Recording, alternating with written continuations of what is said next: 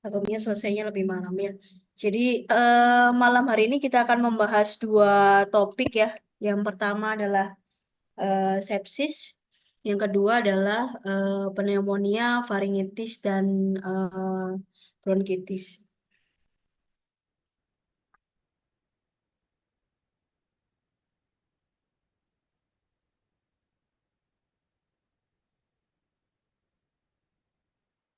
Oke, sepsis ya.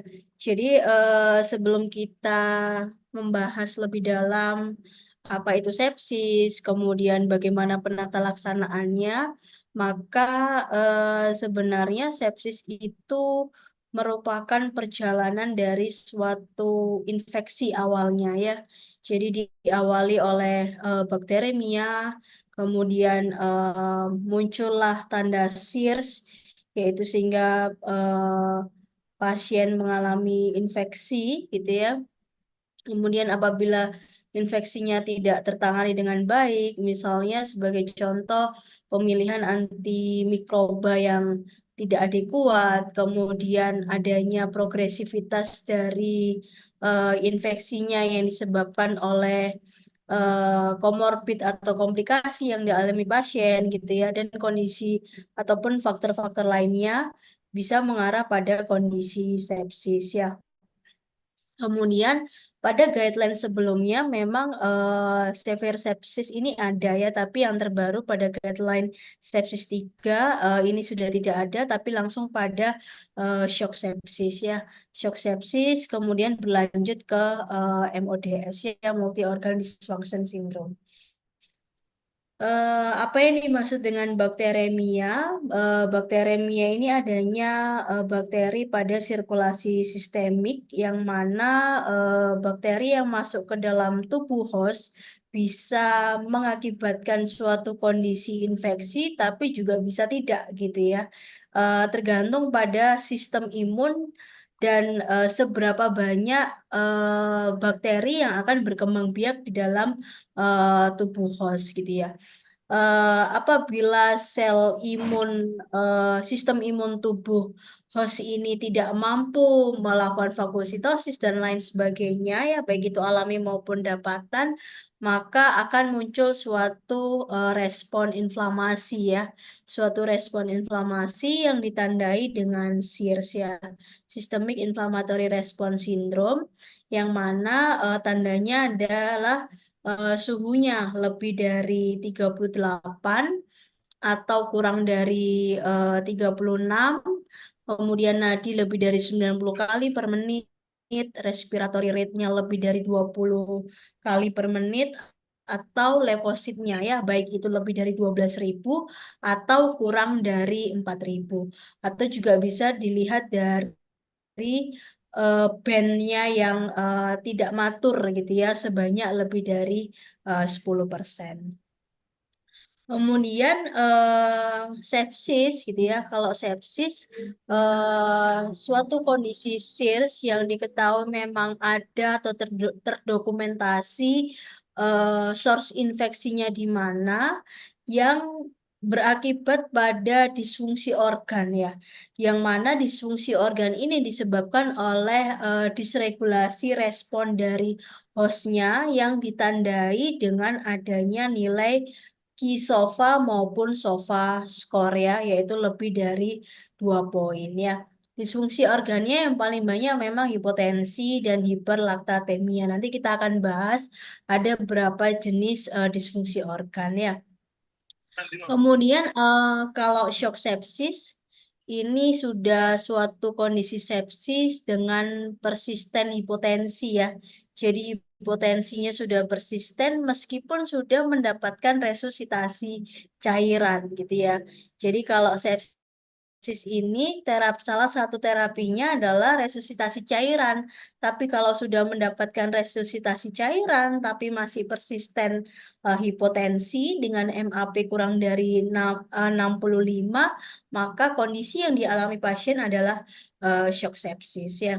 Kemudian berlanjut ke MODS ya. Jadi kalau MODS ini memang sudah ada berbagai macam gangguan fungsi organ ya yang memerlukan berbagai intervensi untuk bisa menjaga homeostasis. Eh, Pasien yang mengalami kondisi shock sepsis utamanya gitu ya, memerlukan perawatan intensif dan secara data epidemiologi sekitar 50 sampai 80% ya kasus shock sepsis yang tidak tertangani dengan baik akan berakhir pada kematian ya. Kemudian yang perlu juga diketahui adalah progresivitas gitu ya. Progresivitas dari sepsis ya, sepsis ke arah MODS ini bisa terjadi tanpa adanya kondisi shock sepsis ya. Jadi ini memang secara urutan gitu ya, sepsis, shock sepsis, MODS gitu ya.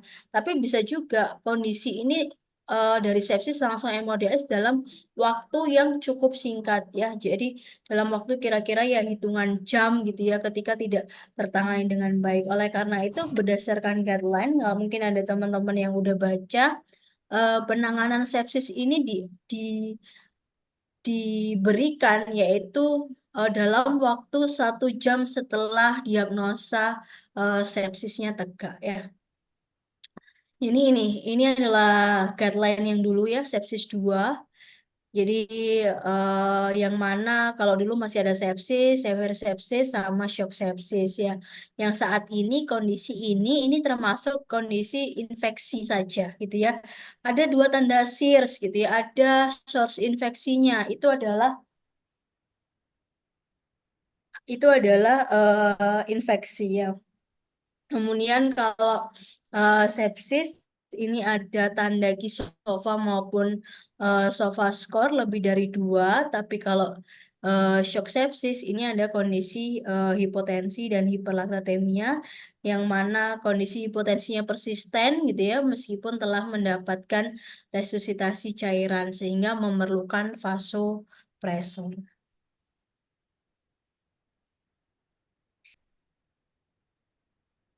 Kemudian terkait identifikasi pasien ya.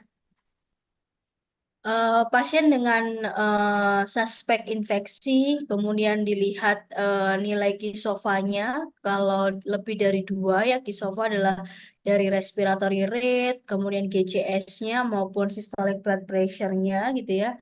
Ketika lebih dari 2, maka dilihat apakah ada evidence disfungsi organ atau tidak ya.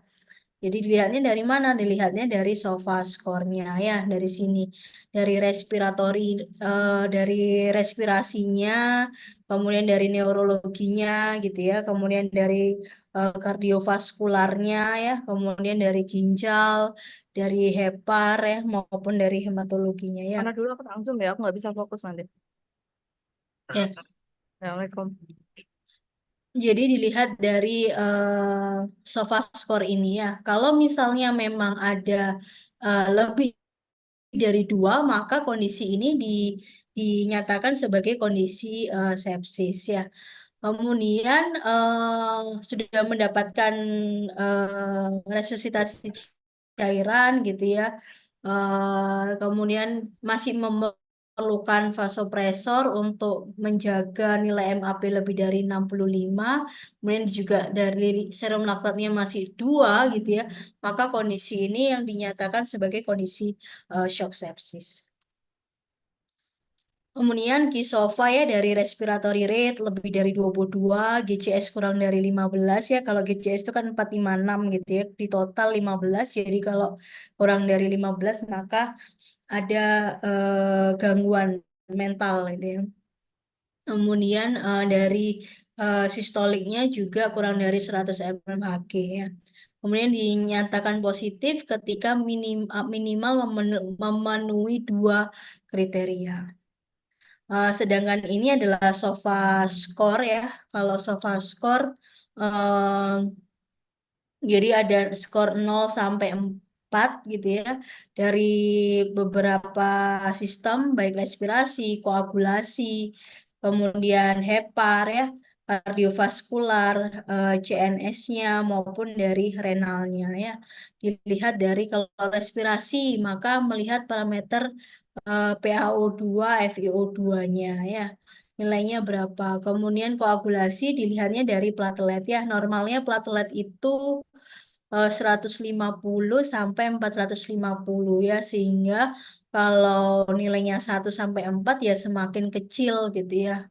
Kemudian dari bilirubinnya juga berarti semakin tinggi skornya maka nilai bilirubinnya semakin besar ya, untuk menunjukkan bahwa adanya gangguan fungsi hepar ya.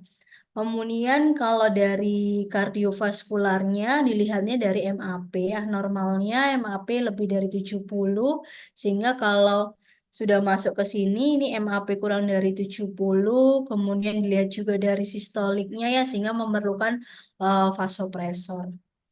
Kemudian untuk CNS-nya dilihat dari GCS gitu ya.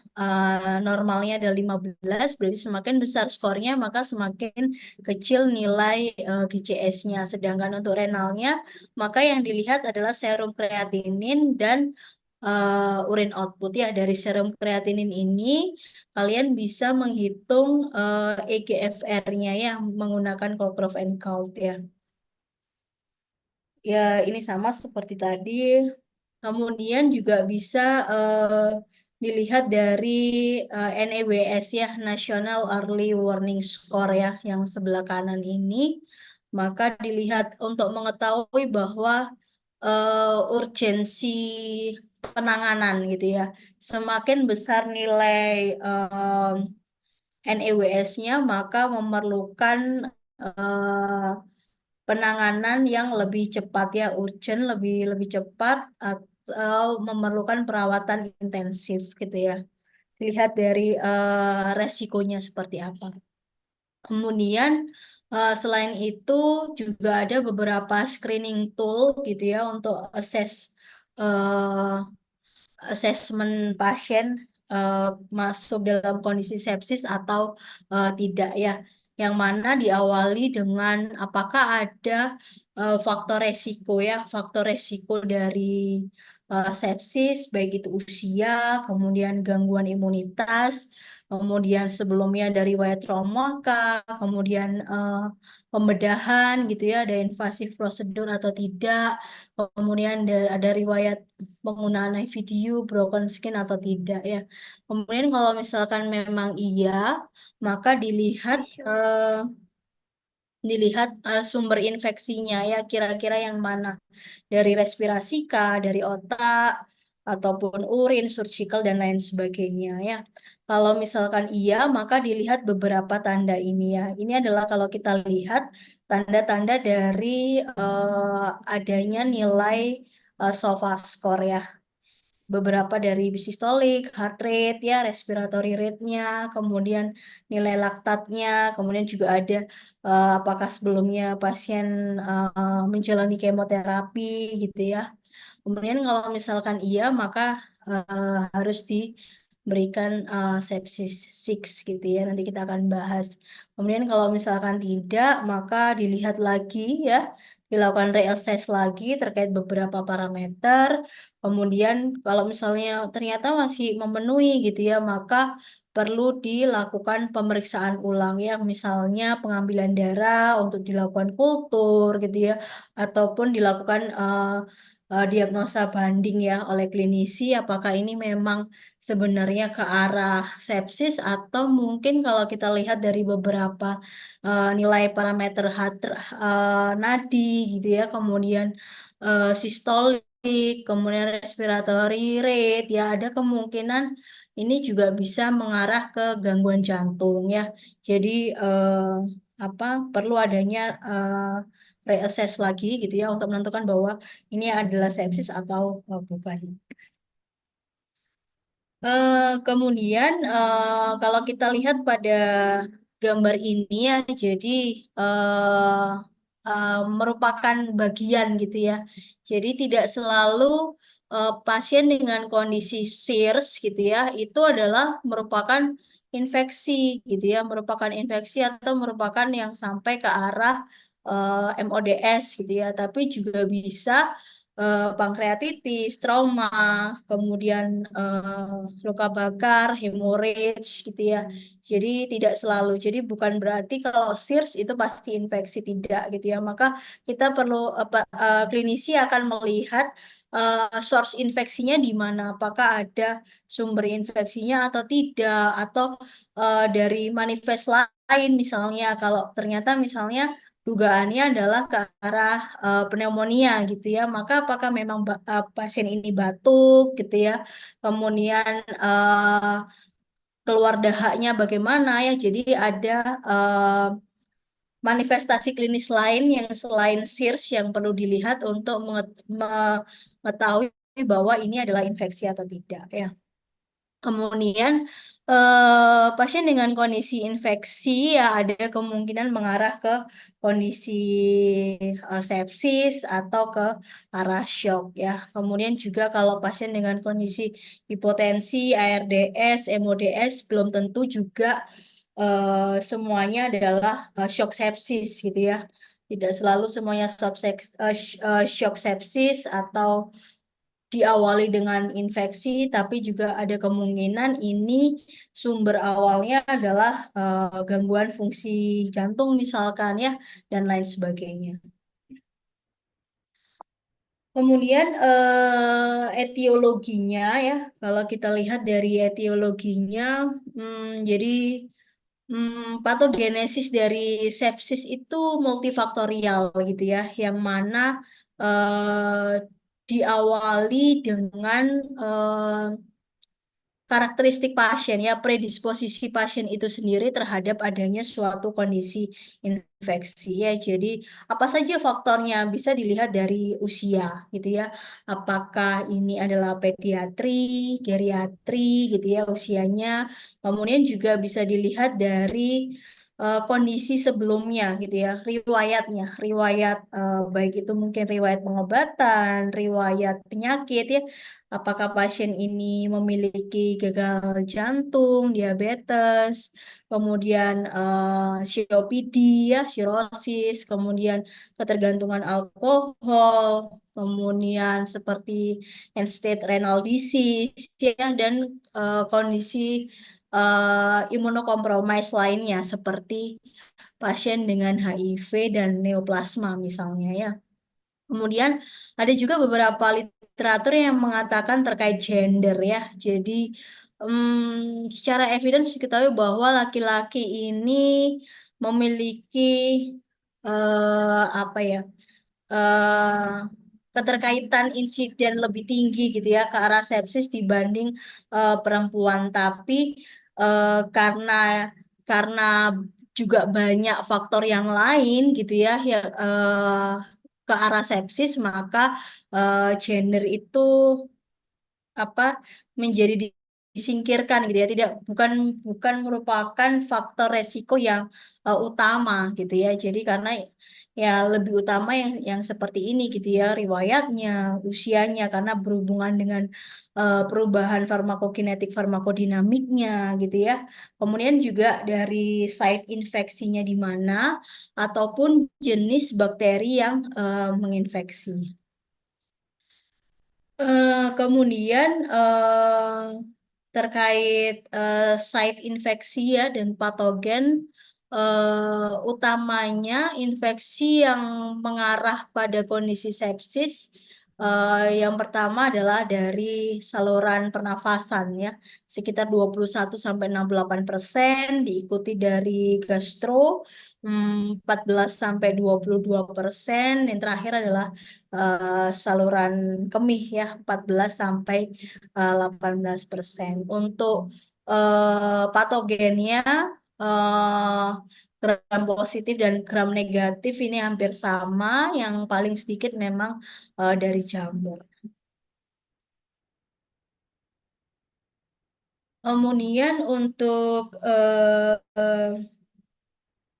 gram positif ya, ini adalah gram positif. Jadi untuk diingat aja Staphylococcus, Streptococcus ya, itu adalah gram positif ya. Jadi sekitar 40-50% kasus sepsis yang disebabkan oleh bakteri gram positif biasanya adalah Staphylococcus aureus gitu ya. Kemudian Streptococcus pneumoniae ini yang paling banyak ya. Kalau Staphylococcus aureus ini kalau biasanya ditemukan pada pasien sepsis ini sudah ke arah MRSA ya. MRSA itu adalah salah satu jenis bakteri MDRO ya, multi drug resistant organism gitu ya, yang memiliki profil resistensi antibiotik cukup banyak gitu ya, sehingga biasanya kalau pasien itu sudah diketahui bakteri penyebabnya adalah MRSA, maka tata laksana yang diberikan adalah antibiotik golongan reserve ya, yang waktu yang lalu kan saya sudah sempat informasikan ke kalian untuk membuka peraturan ya Permenkes terkait eh, apa penggolongan dari antibiotik akses, watch dan reserve ya. Kemudian selanjutnya adalah gram negatif ya. Kalau gram negatif ini Escherichia coli, ya, Klebsiella pneumoniae, Pseudomonas, kemudian Serratia dan Enterobacter ya. Escherichia coli dan Klebsiella pneumoniae ini penghasil ISBL ya. Ini juga sama merupakan bakteri MDRO gitu ya. Kemudian kalau Pseudomonas aeruginosa ini juga termasuk bakteri yang profil resistensinya cukup besar ya. Kemudian untuk yang lain ya anaerob memang paling sedikit ya ke arah sepsis, kalaupun ada juga bersama dengan bakteri yang lainnya sehingga dikatakan sebagai polimikrobial ya, sekitar 5-39% kasus sepsis itu adalah polimikrobial. Dan kalau meskipun jenis mikrobanya lebih dari satu gitu ya, tingkat mortalitasnya sama dengan sepsis yang disebabkan oleh mikroba tunggal. Kemudian untuk fungi ya, sepsis yang disebabkan oleh jamur yang paling banyak adalah spesies Candida ya. Spesies Candida, dari beberapa spesies Candida ini yang paling besar penyebab sepsis untuk yang disebabkan oleh jamur adalah Candida albicans. Kemudian terkait patogenesis ya. Jadi untuk patogenesisnya ketika adanya paparan patogen ya baik itu dari community maupun hospital yang mana menginfeksi host ya, maka akan muncul respon imun ya. Respon imun alami maupun yang kompensatori ya. Jadi kalau respon imun alami jadi munculnya demam, leukositosis gitu ya. Kemudian kalau kompensatori jadi adanya takipnea, kemudian consciousness, hipotensi yang mana kalau tidak tertangani dengan baik gitu ya. Jadi ini adalah tanda sebenarnya sinyal gitu ya, sinyal. Jadi ketika proses sistem imun itu tidak mampu gitu ya, sinyal ini terus-menerus di terus-menerus ada gitu ya, maka akan terjadi penurunan persfusi dan oksigen delivery ke organ ya. Kemudian ditambah juga adanya beberapa bagian ya seperti komorbid, patogen, kemudian site infeksi maupun genetik ya, yang mana ini akan menyebabkan dysregulasi dari respon host sehingga akan rilis mediator pro dan antiinflamasi. Kemudian ketika adanya ketidakseimbangan dari pro dan antiinflamasi ditambah perfusinya menurun, maka akan terjadi disfungsi organ yang mana kita bisa melihat dari SOFA skornya ya. Jadi inilah adalah kondisi sepsis. Tapi ketika sudah muncul nih, sudah muncul kondisi sepsis, kemudian sudah ada pemberian terapi gitu ya, resusitasi cairan, antibiotik dan lain sebagainya, tapi ternyata masih persisten hipotensi gitu ya, maka inilah yang dikatakan sebagai shock sepsis sehingga memerlukan vasopresor untuk meningkatkan MAP ya.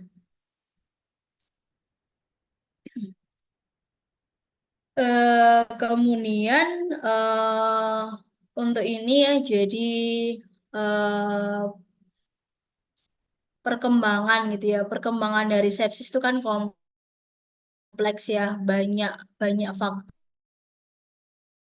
ya sebenarnya.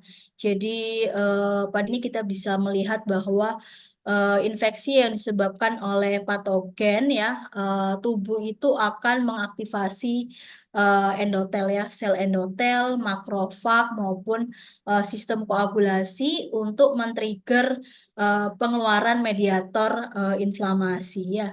Kemudian untuk proinflamasi, reaksi proinflamasi itu dia akan bekerja mengeliminasi patogen ya. Sedangkan antiinflamasi ini dia akan bekerja dari untuk memperbaiki sistemik dan lokal jaringan yang mengalami kerusakan ya. Kalau yang proinflamasi, mediator proinflamasi ya ada TNF alfa, kemudian interleukin 1, interleukin 6, interleukin 12 gitu ya. Yang mana rilisnya gitu ya, rilisnya ini eh, dikeluarkan oleh makrofag dan sel endotel yang aktif ya. Jadi ini ya, makrofag dan sel endotel yang aktif. Kemudian sedangkan yang antiinflamatori ya, mediator antiinflamatori di sini ada interleukin 1 reseptor antagonis, kemudian ada interleukin 4, interleukin 10 ya. Yang mana interleukin 1RA ini akan berikatan dengan interleukin 1 ya untuk memblok aktivitas dari interleukin 1 ya. Nah, adanya antiinflamasi yang eh, menghambat gitu ya, menghambat produksi dari proinflamasi dan melak dan me,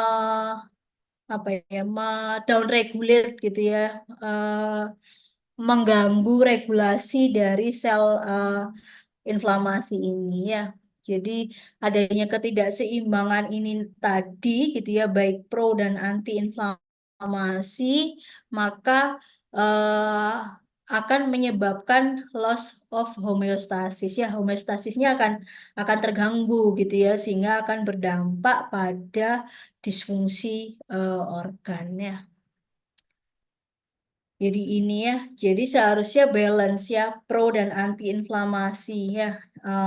Tapi karena tidak mampu gitu ya, tubuh ini tidak mampu, kompensasinya ini tidak mampu mengimbangi, melakukan aktivitas untuk menghambat produksi atau aktivitas dari SIRS-nya gitu ya, akan menyebabkan eh yaitu tadi kehilangan homeostasis ya, jadi terganggu homeostasisnya akan berdampak pada disfungsi organ.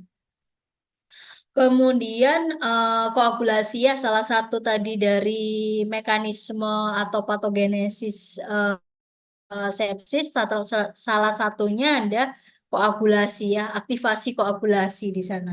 Jadi pada gambar ini kita bisa melihat bahwa ada hubungan gitu ya antara respon inflamasi dengan infeksi, respon trombotik dengan infeksi, ataupun respon fibrinolitik dengan infeksi. Ketika bakteri, virus, jamur, parasit itu menginfeksi tubuh ya, sistem imun ini akan men-trigger makrofag ya untuk rilis antiinflamatori maupun pro-inflamatori ya. Tadi kalau antiinflamatori berarti ada interleukin 1 reseptor antagonis, IL-4, IL-10 ya. Kalau yang pro inflamatori ada TNF alfa, interleukin 1, interleukin 6 gitu ya. Nah, adanya proinflamasi ini, mediator proinflamasi ini akan men-trigger rilisnya faktor koagulasi seperti faktor 8A.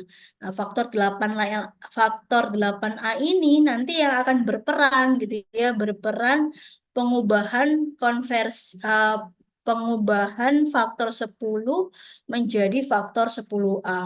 Nah, faktor 10A dan faktor 5A inilah nanti yang akan berperan dalam konversi protrombin menjadi trombin ya. Jadi trombin inilah nanti yang akan berperan pada konversi fibrinogen menjadi fibrin sehingga ketika fibrin itu terbentuk gitu ya dan adanya plasmin maka akan terbentuklah clotting dari fibrin ya.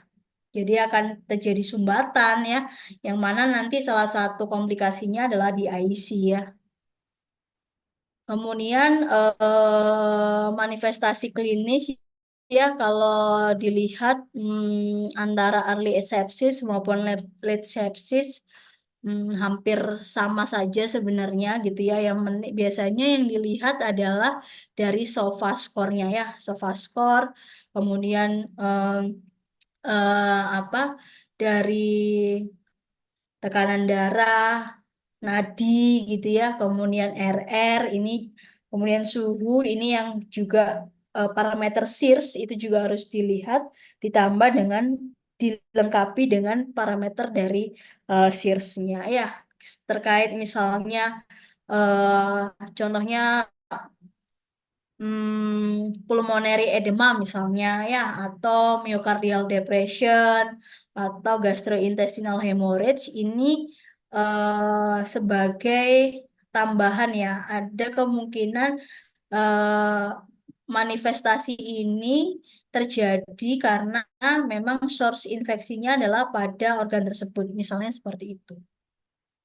Ya, ini adalah komplikasinya ya. Jadi ada ARDS, kemudian ada hemodinamik compromise, kemudian peningkatan eh, serum laktat, gangguan mental ya, akut kidney injury, paralitik ileus, kemudian ada DIC ya disseminated intravascular coagulation sama adrenal insufficiency. Kemudian untuk prognosisnya ya, jadi SIR, sepsis ini sudah tidak ada, langsung shock sepsis. Mortality rate-nya lebih tinggi pada pasien dengan ya geriatri, kemudian juga pasien ini memiliki komorbid yang lain ya, sehingga adanya sistem imun yang tidak baik ya. Kemudian dari misalkan dari hasil kultur darah menunjukkan bakteri yang MDRO ini pasti akan lebih sulit untuk ditangani dibandingkan bakteri yang bukan MDRO ya. Kemudian pada geriatri tingkat mortalitasnya lebih tinggi ya. Kemudian perlu perawatan ICU yang mana 51% pasien yang dengan kondisi sepsis ini dengan tingkat mortalitas sekitar 34% ya. Jadi mortalitas ini akan eh, meningkat ketika terjadi gangguan fungsi organ lebih besar ya. Jadi seperti ini. Semakin banyak organ yang mengalami gangguan, maka semakin tinggi juga tingkat mortalitasnya. Kemudian prognosis yang lain juga bisa dilihat dari laktat ya, serum laktat. Jadi konsentrasi laktat lebih dari 4 dengan pasien itu mengalami SIRS, maka akan meningkatkan kemungkinan pasien itu menjalani perawatan intensif ya. Jadi kalau ketika serum laktat itu meningkat persisten ya dalam waktu 24 jam, maka tingkat mortalitasnya juga lebih tinggi. Tapi kalau clearance laktat itu lebih tinggi ya dalam waktu 6 jam, maka juga akan memperbaiki kondisinya. Kemudian terapinya gitu ya. Jadi eh, dalam rekognisi rekognisi pasien ya. Jadi implementasinya yaitu dengan pemberian cairan, resusitasi cairan dengan kristaloid, kemudian terapi antimikroba yang dengan spektrum luas.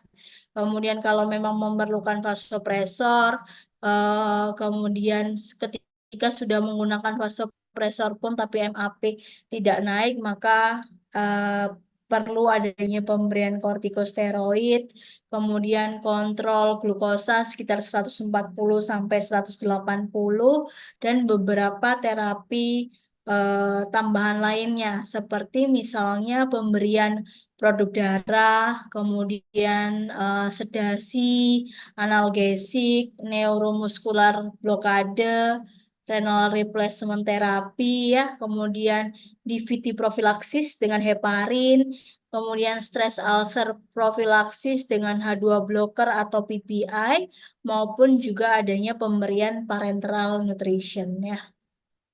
Jadi prinsip utama dalam waktu 1 jam yang perlu diberikan adalah adekuat resusitasi dan pemberian antibiotik kalau memang yang dicurigai adalah bakteri ya, tergantung dari sumber infeksinya di mana, dan juga perlu dilakukan kontrol dari sumber infeksinya.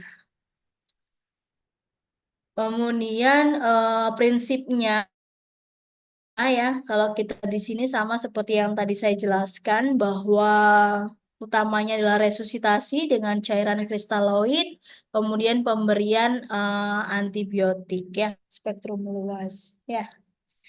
Kemudian juga dilakukan kontrol dari source-nya, kemudian mengontrol eh, kadar glukosa yaitu sekitar 140 sampai 180. Kemudian juga ada pemberian terapi adjunktif lainnya ya yang tadi saya sampaikan.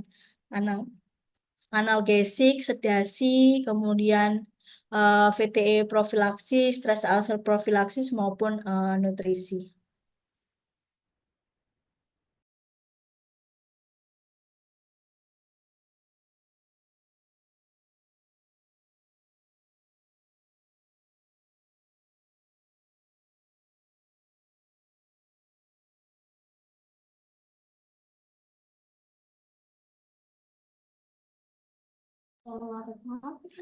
Kemudian severe sepsis bundle gitu ya dalam waktu 1 jam, apa yang harus dilakukan ya, eh, ambil sampel darah gitu ya, dilakukan ambil sampel darah sebelum antibiotik itu diberikan.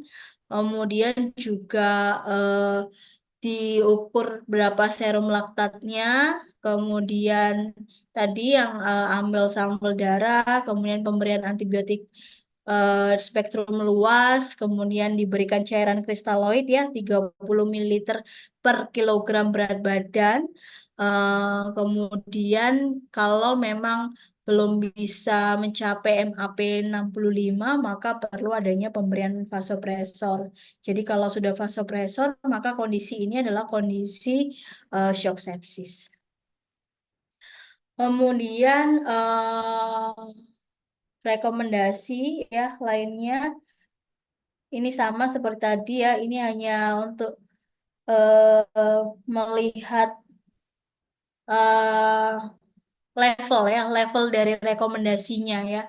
Jadi pemberian cairan ya, resusitasi cairan dengan kristaloid 30 mili per kilogram ini termasuk rekomendasi yang kuat gitu ya. Kemudian eh, antimikroba dengan spektrum yang luas dalam waktu 1 jam ya. Ini adalah dalam waktu 1 jam. Kemudian reassess ini pasti nanti setelah setelah 3 hari ya atau hasil kultur sudah keluar, maka dilakukan assess kembali apakah antibiotik empiris yang diberikan ini adekuatkah gitu ya ataukah perlu penggantian terapi sesuai hasil kultur dan lain-lainnya itu dilakukan reassess. Kemudian pastikan juga empirical antibiotik yang diberikan itu sesuai dengan dosis ya. Jadi dosisnya adalah dosis yang adekuat ya. Maka kita harus melihat juga sebagai farmasis apakah ini antibiotik time dependent atau concentration dependent gitu ya. Kemudian dilihat juga dari kondisi pasien apakah ada komorbid yang mengharuskan antibiotik itu di-adjust ya, disesuaikan. Karena kita tahu bahwa salah satu dari manifestasi ataupun tanda dari SIRS itu kan ada disfungsi organ ginjal gitu ya. Ada disfungsi organ ginjal, serum kreatininnya mungkin ada kenaikan nih ya, ada peningkatan dari serum kreatinin.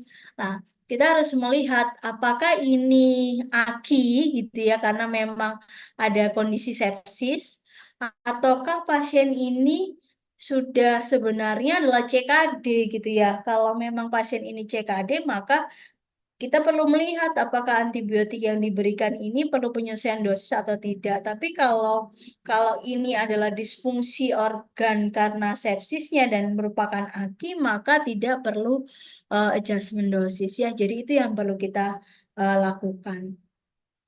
Kemudian durasi terapi ini memang tidak eh, tidak saklek gitu ya, tidak harus 7 sampai 10 hari.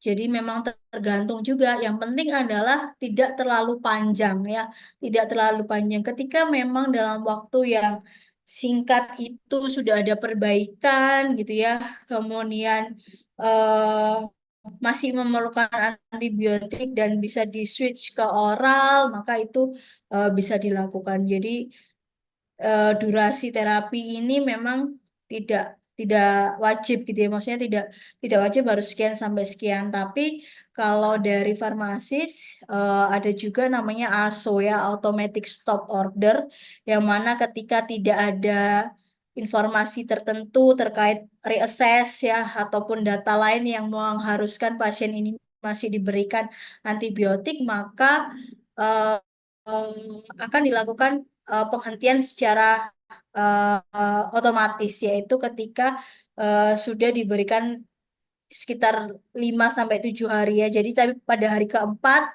atau hari keenam biasanya farmasis akan menginformasikan bahwa ini sudah berjalan, antibiotiknya sudah berjalan 4 hari. Tapi kalau misalkan tidak ada feedback, maka akan dihentikan secara otomatis. Ini tapi kebijakan ya, tergantung dari rumah sakit masing-masing. Jadi ada yang sudah sampai melakukan tahapan itu ya. Kemudian selanjutnya vasopresor ya tadi ketika kondisi shock sepsis ya pemberian vasopresor untuk menjaga MAP lebih dari 65, kemudian kortikosteroid dengan hidrokortison ini hanya diberikan ketika hemodinamiknya itu masih belum stabil setelah mendapatkan cairan kristaloid maupun vasopresor ya. Kemudian kontrol glukosa dengan insulin ya.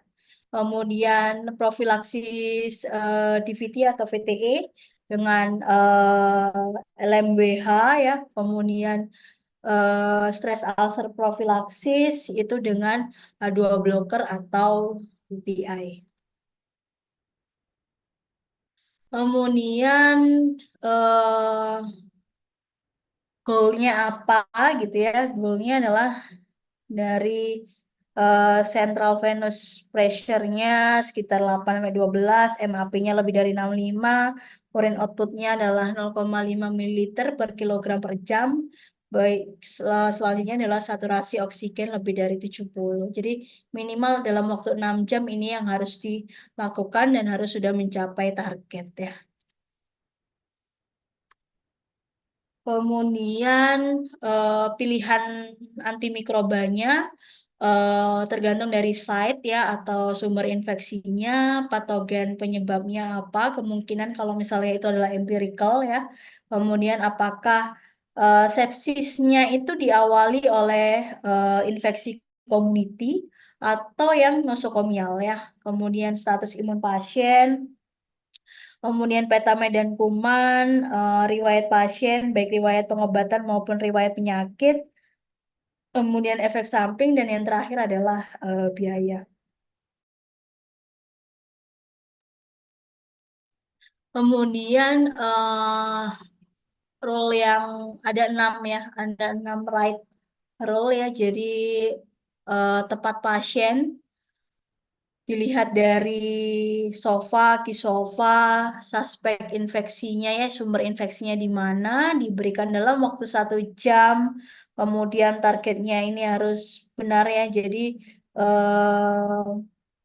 apa mikroba patogennya ini apa, apakah sumber infeksinya di mana, kemudian mikroba patogennya itu kemungkinan yang mana, sehingga bisa memilihkan antibiotik yang sesuai ya. Kemudian dengan dosis yang sesuai dilihat dari jenis antibiotiknya seperti apa PKPD-nya, kemudian dari kondisi pasien, riwayat dan lain sebagainya itu dilakukan analisis secara komprehensif ya untuk menentukan dosis yang tepat, kemudian kontrol dari sumber infeksinya.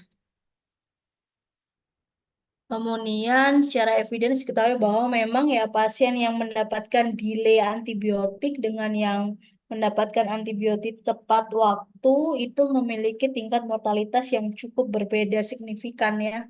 Jadi tingkat mortalitasnya lebih besar pada pasien yang mendapatkan antibiotik terlambat. Kemudian kapan antibiotik diberikan ya dalam waktu 1 jam. Kalau memang sudah pasti itu adalah sepsis ya dan ada kondisi shock ataupun tidak ada kondisi shock ya. Tapi kalau masih possible ya, tapi kalau sudah shock maka harus diberikan dalam waktu 1 jam. Tapi kalau shock ini tidak ada dan sepsisnya ini masih mungkin gitu ya, maka ya dilakukan reassessment ya apakah ini infeksi ataupun non infeksi, dan kalau memang ternyata ini infeksi maka pemberian antimikroba bisa dalam waktu 3 jam ya. Kemudian regimen antibiotik pada sepsis itu tergantung dari site infeksinya ya. Jadi memang tidak ada antibiotik khusus untuk sepsis, tapi dilihat dari site infeksinya, dari saluran kemih kah, saluran pernafasan, intraabdominal dan lain sebagainya ya. Jadi eh, kalau community dari community maupun dari hospital ya sebenarnya ada kecenderungan mirip ya pemberian antibiotik dengan spektrum luas terlebih dahulu. Jadi pemberian cefalosporin ataupun apa penisilin, tapi tergantung juga ya site-nya yang mana ya. Kalau urinary itu lebih banyak gram negatif ya, respirasi bisa gram negatif atau positif. Jadi dilihatnya dari site-nya terlebih dahulu. Kemudian kalau sudah hospital, kemudian pasien ini eh, sepsis ya. Sepsis sebaiknya tadi karena dalam waktu 1 jam harus dilakukan pengambilan sampel ya, sampel darah ataupun sputum. Kalau yang dicurigai sumber infeksinya adalah dari pneumonia ataupun saluran kemih, kalau yang dicurigai adalah infeksi saluran kemih ya sumbernya, maka dalam waktu cepat gitu ya dalam 3 hari ketika hasil kultur keluar apakah perlu ada penggantian atau tidak. Biasanya secara evidence akan diganti ke antibiotik yang sesuai dengan hasil kultur ya, namanya deeskalasi, jadi disesuaikan dengan kumannya ya. Kemudian ini kalau di luar negeri ya shock sepsis yang tidak diketahui sumbernya ya. Jadi em, dilihat dari beberapa faktor resiko, ada resisten organisme atau enggak ya. Ini yang paling utama. Apakah sebelumnya sudah ada sel kultur yang arah ke MDRO ya. Kalau misalnya tidak, maka bisa diberikan empirical ya. Empirical self reaction ya kalau di Indonesia, vancomycin tidak direkomendasikan kalau di Indonesia karena ini adalah antibiotik reserve. Tapi kalau memang eh, ternyata dalam waktu 90 hari itu sudah ada hasil kultur ya dan pasien itu terbukti MDRO, maka kita bisa menggunakan hasil kultur sebelumnya ya untuk melihat. Jadi kalau kalau ternyata dari hasil kulturnya sensitif vancomycin, meropenem gitu ya. Sebelumnya sudah mendapatkan meropenem, tapi kok ternyata sekarang MRS lagi dengan kondisi yang sama gitu ya, dengan kondisi sumber infeksi yang kemungkinan sama, maka tidak lagi mendapatkan meropenem tapi di switch ke yang satunya ya, misalkan vancomycin. Jadi tidak diberikan antibiotik yang sama. Kemudian ini sebagai contoh form untuk monitoring penggunaan antibiotik pada pasien sepsis ya, untuk bisa jelas switchingnya gitu ya, dari yang pertama diberikan apa, ada penggantian kah, atau bagaimana prognosis pasien ya. Kemudian monitoring ya untuk meningkatkan efektivitas dan meminimalkan efek samping, maka pemberian antibiotik dalam waktu 1 jam, kemudian dilakukan kultur ya tadi, kemudian monitoring ketika memang antibiotik dengan dosis yang sesuai sudah diberikan, lakukan monitoring, kemudian dilihat dari fungsinya ya. Kalau memang fungsi hepar atau fungsi ginjalnya terganggu, maka memang perlu penyesuaian dosis ya. Kemudian ini switch ke peroral ya, dilihat apakah ada perbaikan kah. Kalau misalkan iya, apakah pasien ini toleran dengan oral ya, antibiotika oral? Kalau misalnya iya, apakah tersedia atau tidak? Memungkinkankah untuk diganti gitu ya? Kalau memungkinkan, apakah masih memerlukan antibiotik atau tidak? Kalau misalkan sudah nggak perlu antibiotik, maka stop, nggak apa-apa. Jadi nggak harus dari yang IV itu pasti oral itu enggak ya. Jadi kalau minimal 3 hari, dalam waktu 3 hari sudah ada perbaikan, prognosisnya baik gitu ya. Kemudian kayaknya sudah nggak perlu antibiotik, maka langsung di stop, nggak apa-apa. Tidak harus di switch ke oral ya. Jadi kalau misalnya memang masih perlu di switch ke oral, maka ini adalah sebagai contoh ya antibiotik yang bisa diberikan. Yang baik memang antibiotik oralnya adalah sama dengan antibiotik intravenanya ya, untuk meminimalisir resistensi. Kemudian kenapa kok terkadang nggak efektif ya? Maka ada kemungkinan ya bahwa ini memang bukan infeksi atau diagnosisnya berubah ya. Ini ada infeksi baru kah? Bukan infeksi bakteri mungkin, atau kontrol source-nya ini tidak baik ya, atau ada kondisi drug induced fever ya. Terus kemudian dilihat dari sisi antibiotiknya, mungkin absorpsinya jelek, vaskularitasnya juga buruk ya. Kemudian ada inaktivasi oleh pus, contohnya oleh cotrimoxazole, kemudian tidak mampu menembus blood-brain barrier ya. Kemudian juga mikroorganismenya ini resisten terhadap antibiotik. Oh, misalnya ini adalah MDRO gitu ya. MDRO kemudian eh, misalnya diberikan empirik antibiotik dalam waktu lama gitu ya, nggak yang langsung dilakukan kultur. Oh, nggak ada perbaikan gitu ya, jadi klinisnya masih naik turun gitu. Kemudian ini sudah mengarah ke sepsis gitu ya, terus kemudian barulah dikultur ketika sudah mengarah ke sepsis, padahal dari infeksi ke sepsis misalnya waktunya udah 10 hari gitu ya misalnya. Kemudian ternyata setelah dilakukan kultur, ternyata ini adalah bakteri MDRO gitu ya. Bakteri MDRO dengan profil resisten yang cukup banyak, sehingga ya jelas aja empiriknya tidak akan efektif gitu ya, karena bakterinya adalah bakteri MDRO ya.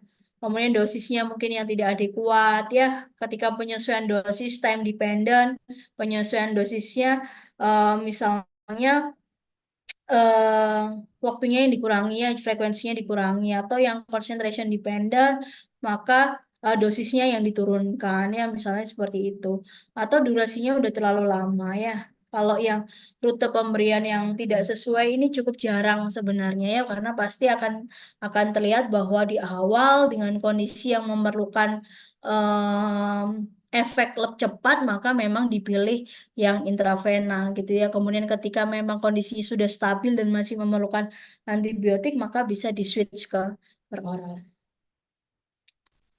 Kemudian juga ada streamline antibiotik gitu ya untuk meningkatkan penggunaan antibiotik bijak, kemudian membatasi resistensi gitu ya dan meningkatkan kualitas, yaitu dengan cara diubah gitu ya dari parenteral ke oral sesegera mungkin, minimal setelah 3 hari stop antibiotiknya ya.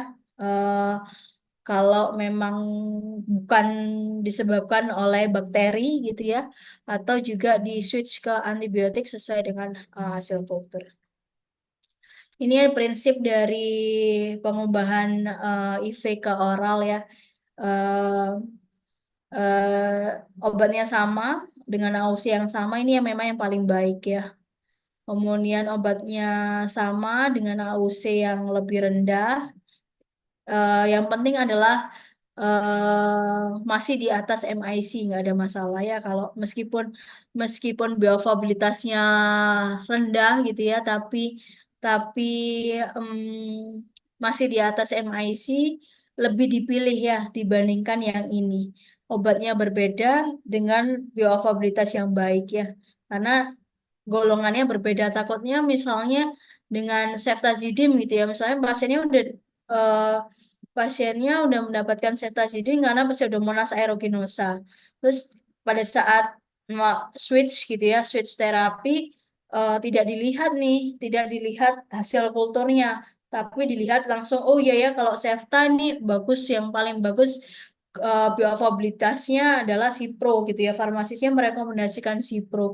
Padahal ternyata di hasil kulturnya pasiennya eh, resisten dengan fluoroquinolone gitu ya. Itu adalah berarti salah gitu ya. Jadi kita juga tidak tidak hanya sekedar eh, apa namanya teori base gitu ya. Ini kan teori gitu ya bahwa Cefta ini bagus dengan Cipro, tapi juga melihat juga dari hasil pasiennya seperti apa. Kemudian juga obatnya berbeda tapi masih dalam satu golongan, ini masih diperbolehkan ya. Contohnya adalah ceftriaxone ke cefixime.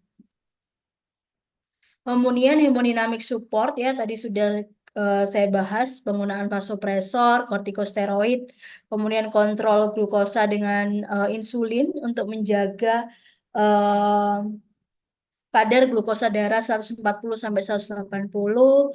Kemudian adjunktif lainnya ada produk darah ya, kemudian sedasi, analgesik, neuromuskular blokade, renal replacement therapy, kemudian DVT profilaksis, stress ulcer profilaksis, dan yang terakhir adalah nutrisi ya, baik itu parenteral ataupun diberikan secara sundi ya. Oke, dari sini ada pertanyaan. Ada pertanyaan? Kalau tidak ada pertanyaan, kita lanjutkan ya ke topik satu lagi, hmm,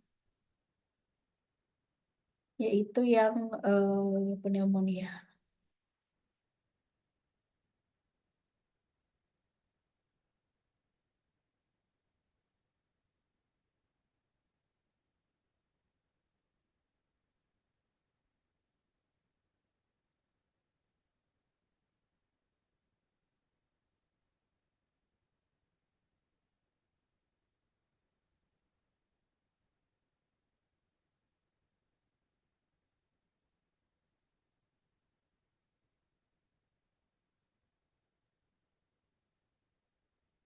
Oke, pneumonia, bronkitis, dan faringitis ini cukup lebih simpel ya dibandingkan yang sepsis ya.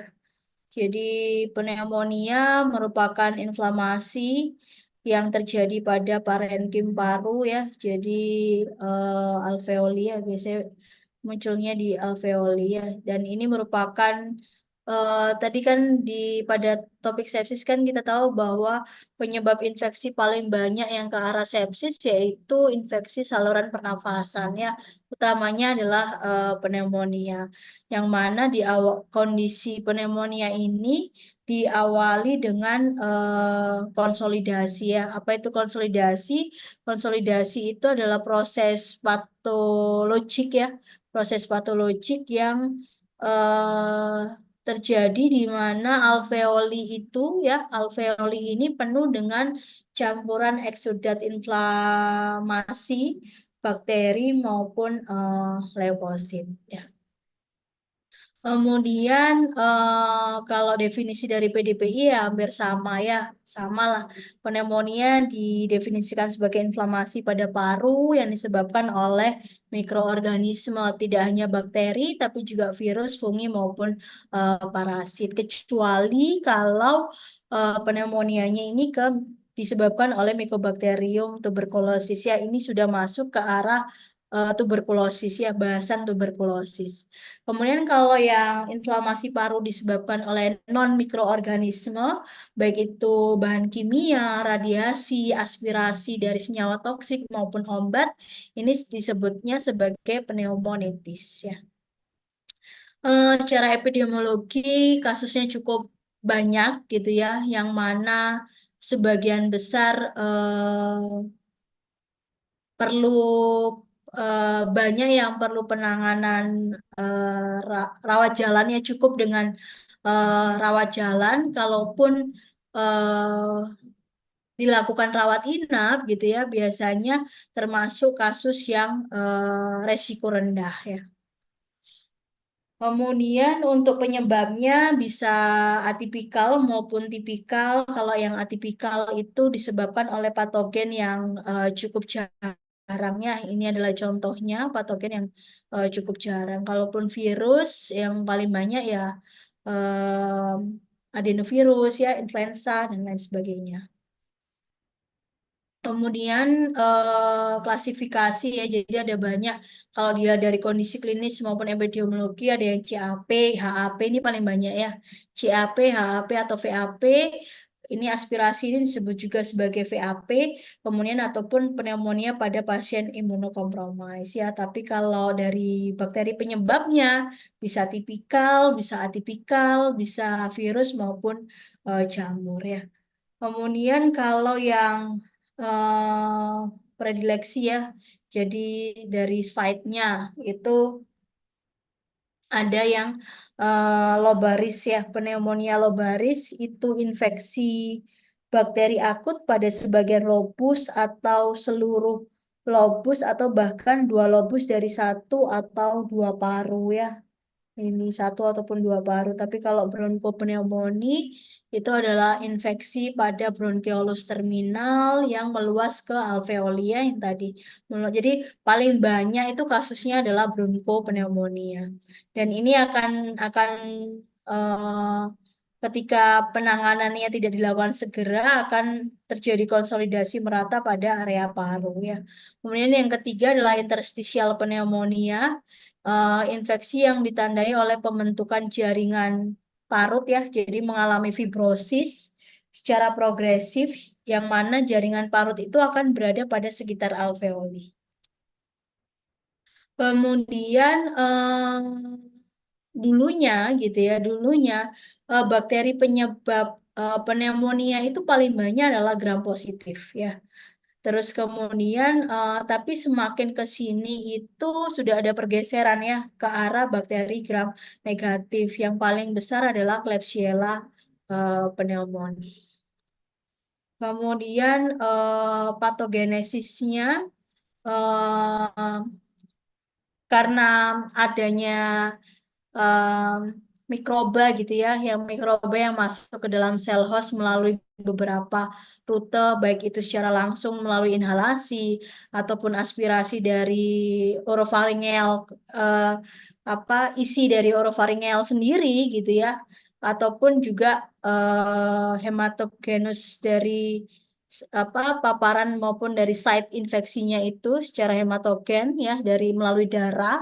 Nah, adanya mekanisme ini kemudian ditambah dengan menurunnya mekanisme pertahanan ya, ini berkaitan dengan sistem imun. Misalkan oh ternyata memang ada gangguan anatomi ya, epiglotis, laring, ataupun refleks batuknya yang nggak baik juga, ataupun juga ada trakeobronkeal ya, kemudian dari silianya yang sudah menurun ya, karena memang sistem imunnya tidak baik. Jadi karena awal mula dari sistem imun, maka ada refleks-refleks yang biasanya terjadi untuk melakukan fagositosis ya, menghilangkan bakteri itu masuk ke dalam sistem pernafasan, nah itu tidak terjadi ya. Jadi proses fagositosisnya ini oleh makrofag alveolar maupun neutrofil tidak terjadi ataupun kalah gitu ya dengan adanya paparan bakterinya. Etiologinya hampir sama, tapi biasanya kalau yang sudah HAP ya, yang late onset itu lebih ke MDR ya, patogen MDR. Kalau patogenesis HAP dengan mekanisme eh, penurunan mekanisme pertahanan paru yang sama seperti tadi, tapi kalau yang ini hanya dua ya, melalui dari aspirasi maupun dari endotrakealnya. Endotrakeal ini kalau yang VAP ya. Kemudian patofisiologi pasti dari defense lokal hostnya ya, baik itu dari respiratory pernafasan bagian atas maupun bagian bawah ya. Kalau yang bagian atas biasanya dari mukosilia nasofaring, kemudian rambut nasal ya, kemudian flora normal bakteri, IgA, komplement gitu ya. Kemudian kalau yang saluran pernafasan bagian bawah defense-nya adalah berupa batuk ya, kemudian mukosilia, mucociliary dari trakea maupun bronkus gitu ya, antibodi IgG, IgM, IgA, kemudian komplement maupun makrofag ya untuk fagositosis ya. Jadi ini yang berperan penting. Tapi ketika ini tidak mampu melakukan, ditambah ada kondisi aspirasi sehingga muncullah suatu kondisi respon inflamasi ya. Kemudian tanda dan gejalanya ya, eh,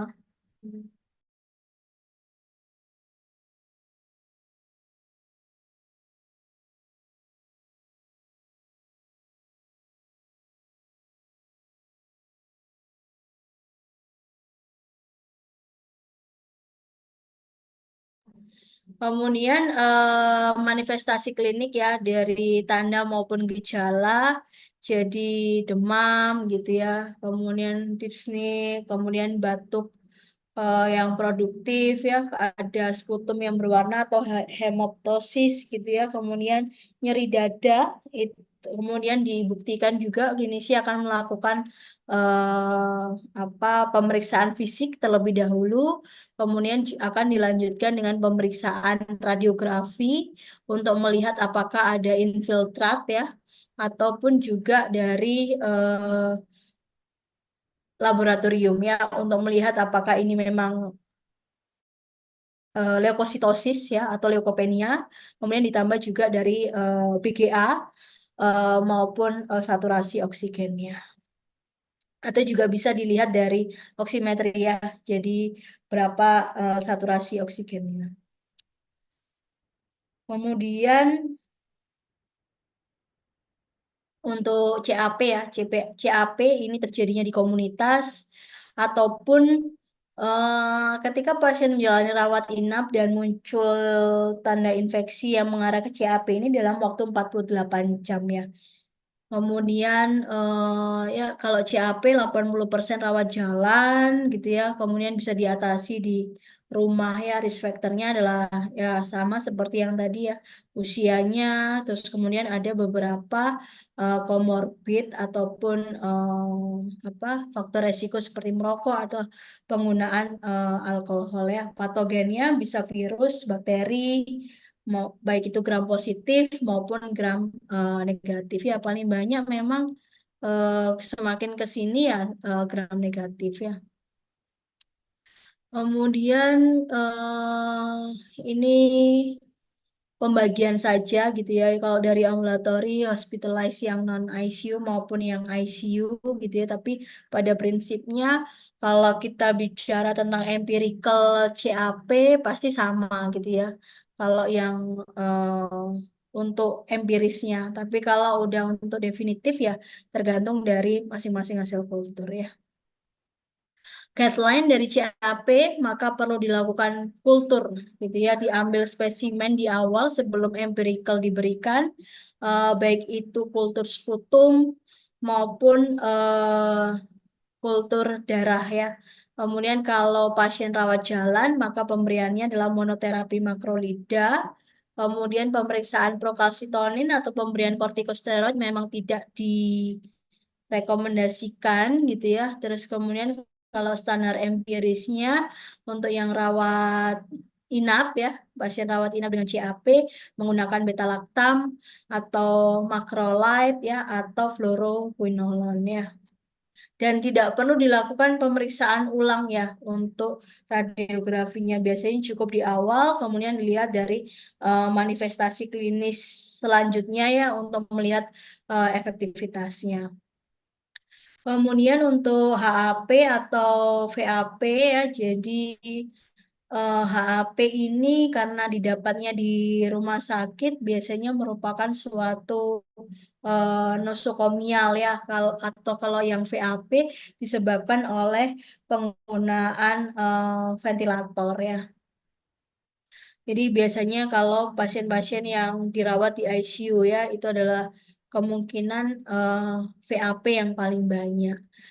Terjadinya dalam 48 jam setelah menjalani rawat inap, kemudian paling banyak adalah gram negatif ya sama.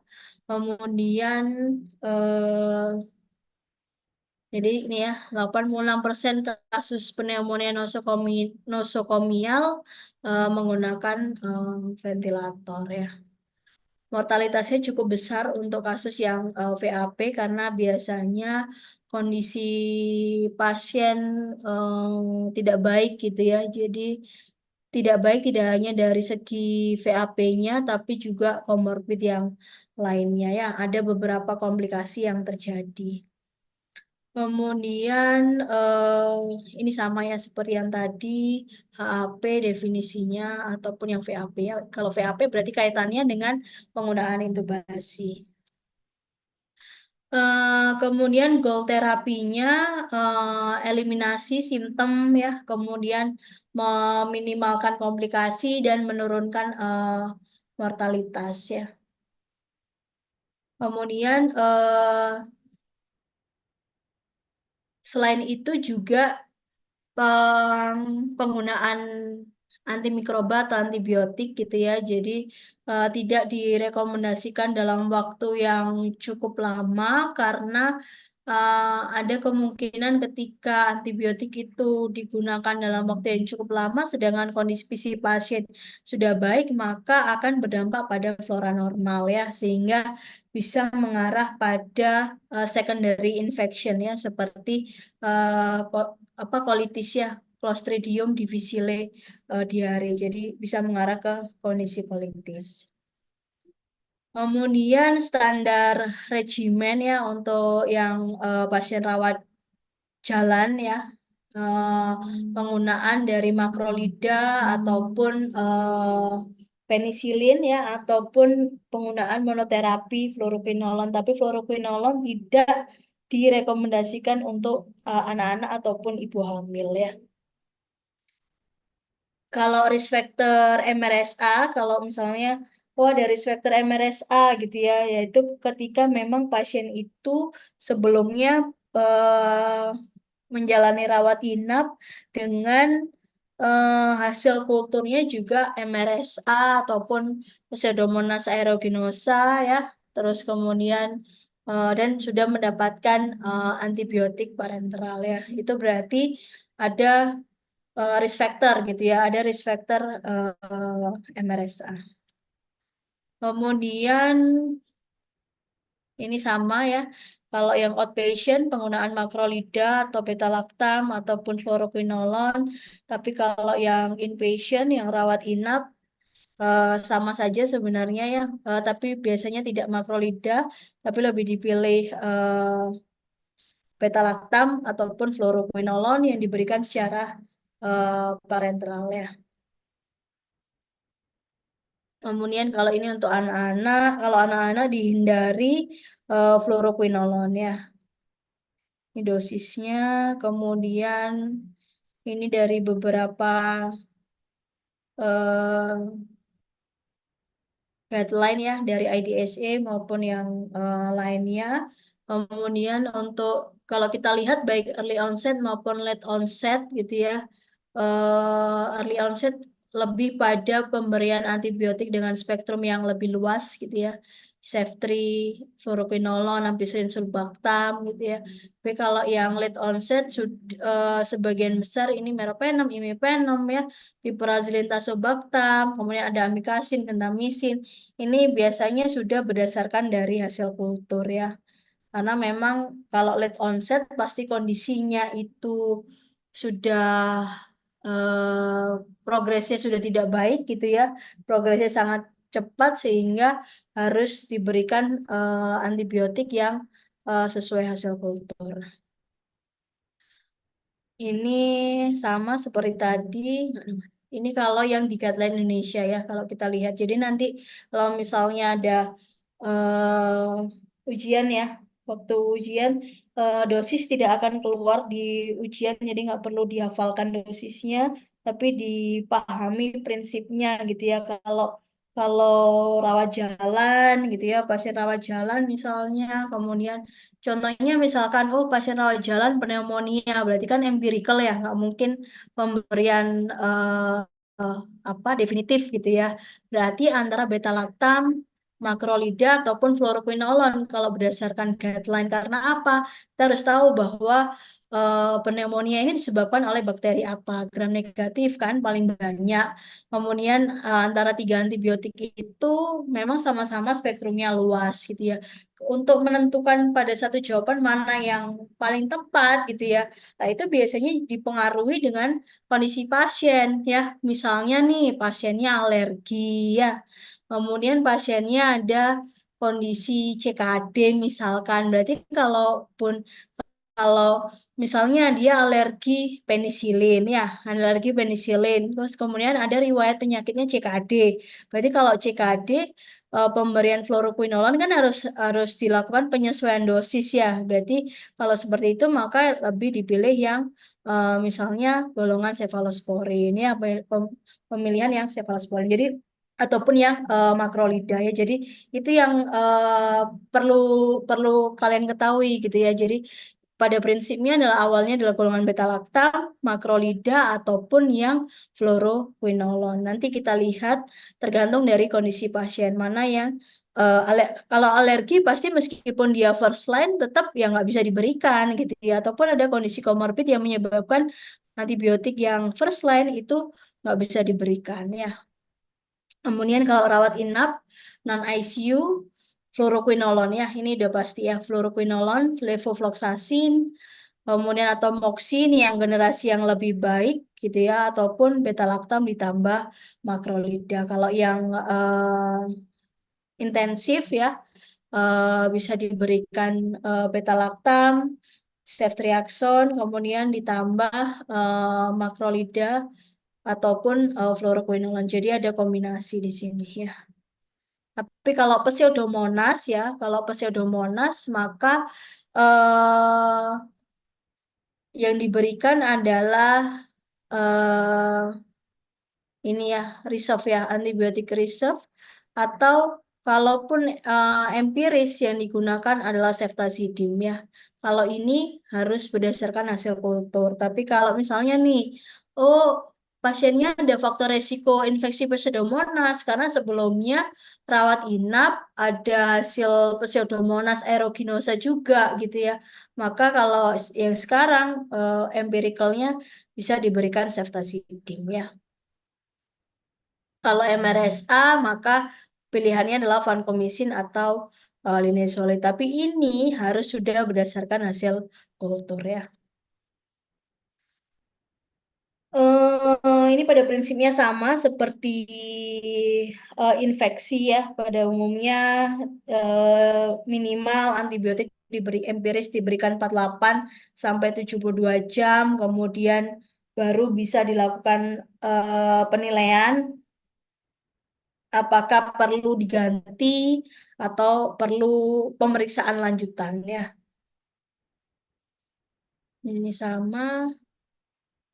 Kemudian selanjutnya adalah durasinya ya. Kalau durasi maka dilihat dari tipe pneumonianya, kemudian ini adalah pasien rawat jalan atau rawat inap, kemudian ada komorbid atau tidak, mengarah ke kondisi sepsis dan pilihan antibiotiknya. Maka ini yang dipertimbangkan untuk melihat durasinya ya.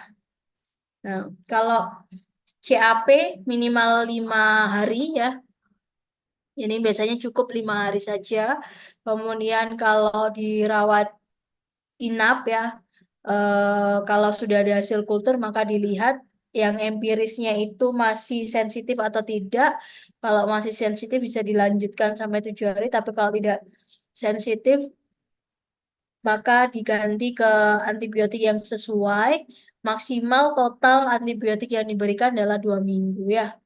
Kalau pediatrik 10 hari ini udah maksimal kecuali kalau asitromisin ya 5 hari, dan durasinya itu saat ini diubah ke maksimal 7 hari yang awalnya 10 sampai 21, kemudian EDSE maupun ATS memperpendek durasinya ya dari 14 ke sampai 21 ke hanya 7 hari ya.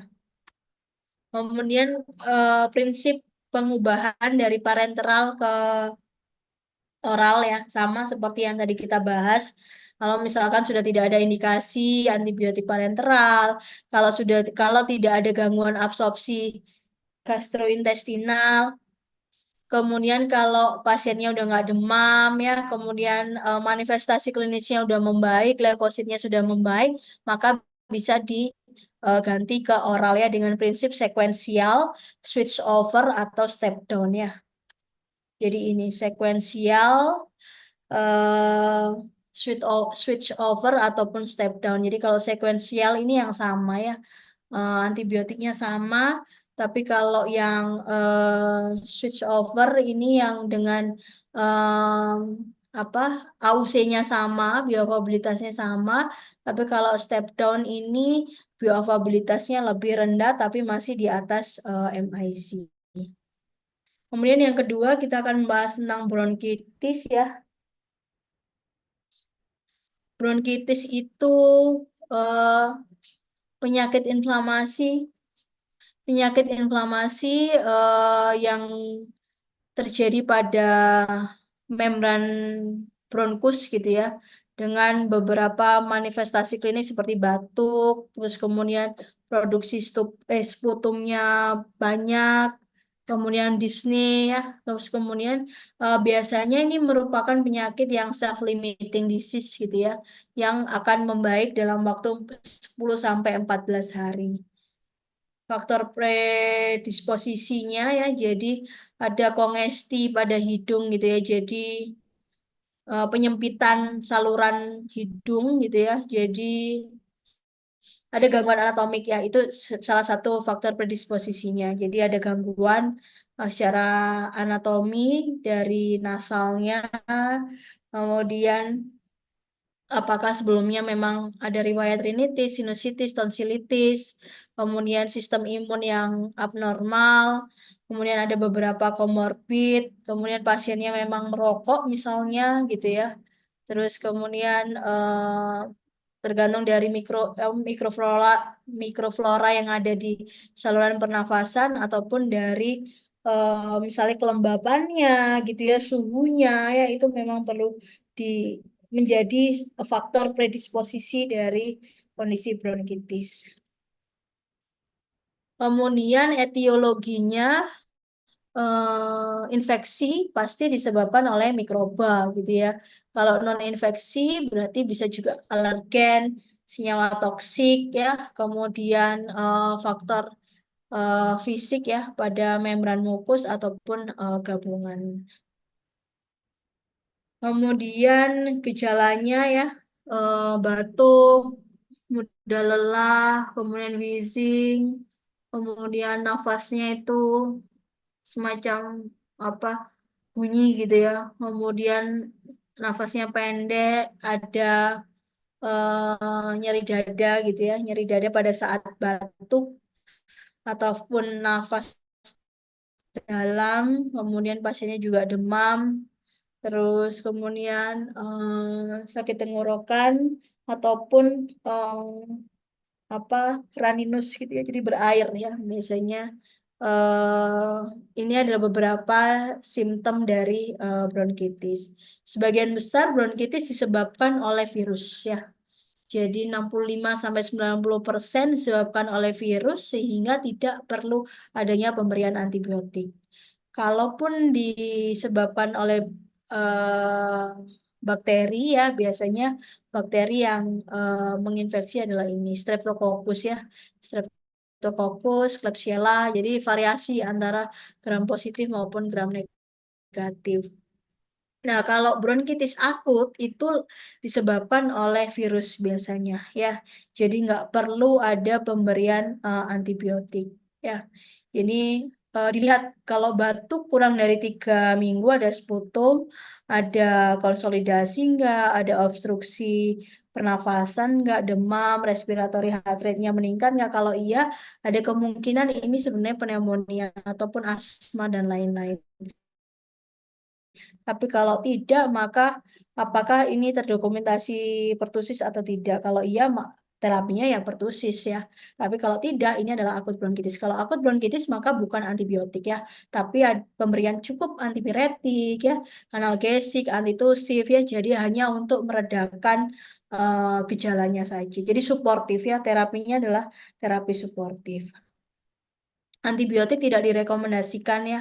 Meskipun memang terapi antibiotik itu mampu mengurangi durasi dari batuk ya, tapi resiko ADR maupun resistensinya itu jauh lebih besar. Jadi alangkah baiknya pemberian apa terapi simptomatik saja gitu ya, terapi suportif saja plus ditambah eh, meningkatkan sistem imun ya, itu yang dilakukan. Kemudian kalau yang kronik bronkitis ini berarti dia sudah persisten batuk dalam waktu 3 bulan ya, dalam waktu 2 tahun itu, tapi biasanya kronik bronkitis ini different diagnosis hampir sama dengan COPD ya. Jadi eh, apa cukup sulit gitu ya biasanya untuk ini adalah kronik bronkitis atau COPD. Jadi kebanyakan adalah mengarah pada COPD. Kemudian ini adalah beberapa clinical manifestasi klinik ya dari tanda gejalanya, kemudian dilakukan pemeriksaan ya, radiografinya, tes laboratorium maupun dari fungsi parunya seperti apa. Biasanya ada penurunan kapasitas vital maupun prolong dari flow ekspirasinya ya. Kemudian kalaupun disebabkan oleh bakteri gitu ya, kronik bronkitisnya ini bakteri yang paling banyak adalah Haemophilus influenza, jadi gram negatif. Patofisiologinya apa? Patofisiologinya adalah ini ekses RW mukus gitu ya. Jadi banyak mukusnya disebabkan karena produksinya meningkat, tapi eliminasinya tidak mencukupi ya. Jadi ibaratnya sudah kelelahan ya, fungsinya sudah melebihi dari fungsi seharusnya. Karena ada proses di sini, ada sel inflamatori, jadi mediator inflamasi yang meningkat, kondisi stres oksidatif ya, baik itu terus kemudian paparannya adalah virus ataupun bakteri, kemudian proses eliminasi yang menurun ya, baik itu dari clearance cilianya, ada oklusi saluran pernafasan, PEF-nya menurun maupun ada kelemahan pada otot respirasi. Kemudian merokok gitu ya, merokok ini secara langsung akan berdampak ke arah kronik bronkitis juga ya, karena awalnya hipersekresi, hipertrofi pada bronkus, kemudian ada pembentukan eh, apa pada sel musin secreting globetnya ya, sehingga menyebabkan produksi mukusnya ini berlebih dan berdampak pada obstruksi saluran pernafasan dan secara langsung akan merusak epitel respirasi ya dan menurunkan aksi dari silia sehingga ini kalau ini fungsi pertahanannya menurun ya, ditambah ini mukusnya meningkat, obstruksi juga, maka akan berdampak pada eh, kejadian kronik bronkitis ya. Kemudian treatmentnya apa? Menurunkan overproduksi mukus, mengurangi hipersekresi ya. Jadi mengurangi hipersekresi mukus dengan mengontrol inflamasi. Jadi parameter yang tadi berperan pada produksi mukus ya itu dihambat. Kemudian memfasilitasi untuk mengeliminasi mukus dan modifikasi dari batuknya. Jadi beberapa terapinya ada smoking cessation, kemudian pemberian ekspektoran, mukolitik, metilsantin ya, SABA, LABA, antikolinergik, glukokortikoid, PDE, antioksidan maupun makrolid. Jadi kalau antibiotik maka yang dipilih adalah makrolida ya. Kemudian dosis tidak perlu kalau ini adalah yang di terapi pemberian antibiotik di Indonesia ya. Jadi kalau akut bronkitis virus nggak perlu antibiotik.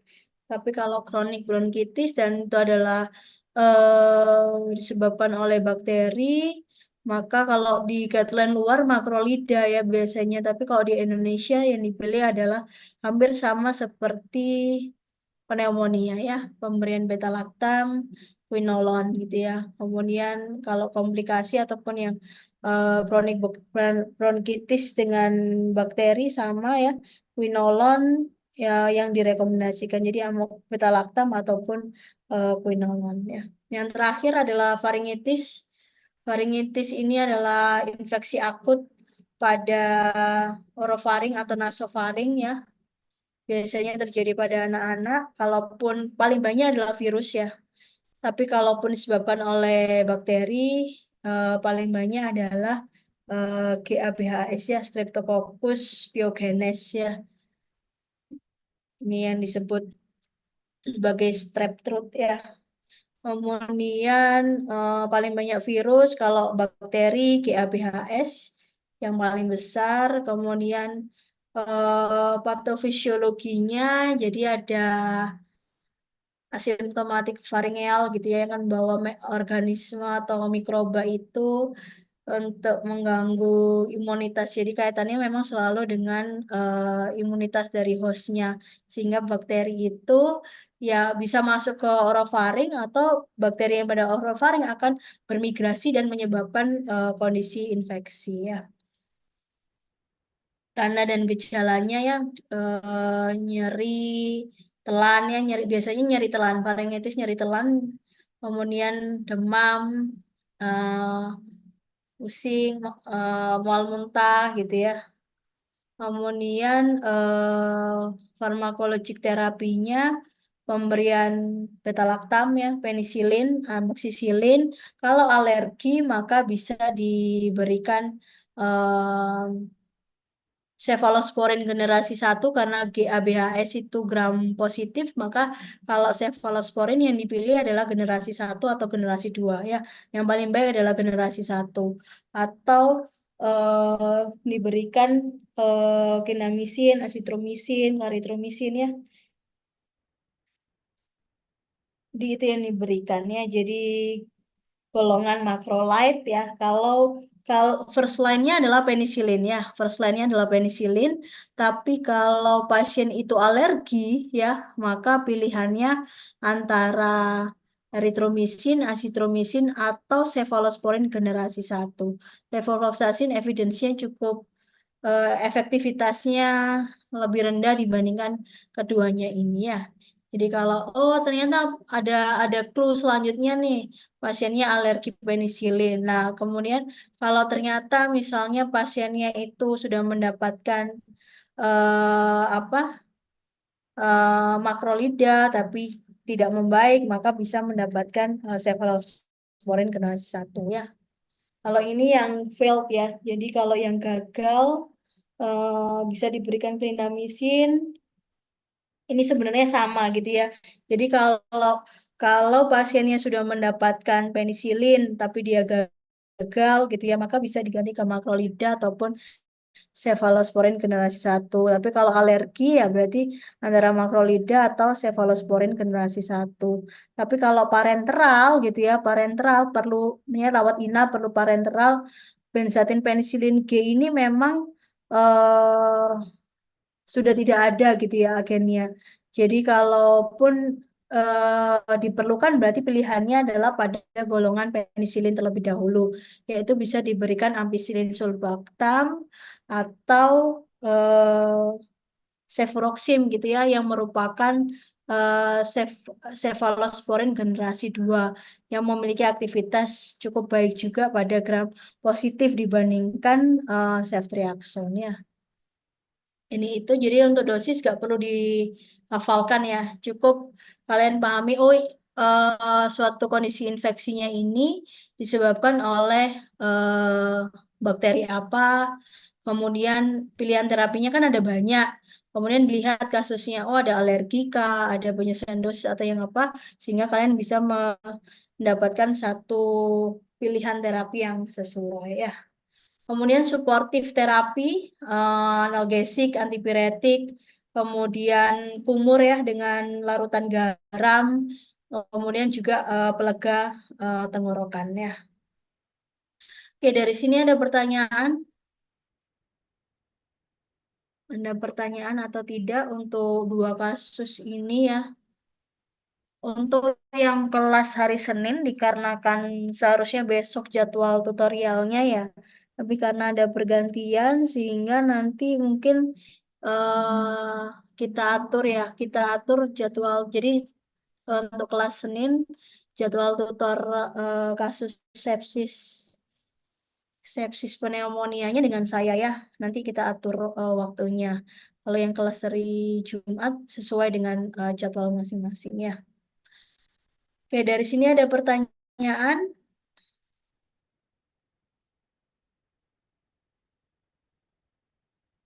Cukup, tidak ada pertanyaan. Kalau tidak ada pertanyaan, kita akhir ya kuliah pada malam hari ini. Terima kasih. Selamat istirahat ya. Wassalamualaikum warahmatullahi wabarakatuh. Waalaikumsalam warahmatullahi wabarakatuh. Terima kasih. Terima kasih, Bu. Terima kasih, Bu.